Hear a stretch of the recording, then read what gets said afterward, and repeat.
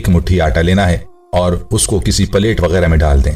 और दूसरा काम जो आपने करना है वो ये कि आपने अपने बटवे में मौजूद पैसों में से 100 रुपए का नोट लेना है और अब इन दोनों चीजों को आपने अपने सामने रख लेना है। अब आपने बावजू हालत में ये अमल करना है। सबसे पहले आपने दुरूद इब्राहिमी 11 मरतबा पढ़ना है और उसके बाद आपने एक तस्बीह सूरह कौसर की पढ़नी है, यानी 100 मरतबा आपने सूरह कौसर पढ़नी है और आखिर में दोबारा आपने 11 मरतबा दुरूद इब्राहिमी पढ़ लेना है। और इस अमल को इस तरह से मुकम्मल कर लेने के बाद आपने इस एक मुट्ठी आटे पर दम कर देना है और उस नोट पर भी जो आपके सामने मौजूद है। और इस अमल को मुकम्मल करने के बाद आपने वो आटा जो आपने लिया था वो आटा आपने वापस इस्तेमाल के आटे में डाल देना है और जो 100 रुपए का नोट आपने बटवे से निकाला था उस नोट को आपने वापस बटवे में संभाल लेना है। और उसके बाद इस अमल की बरकत आप खुद देखेंगे।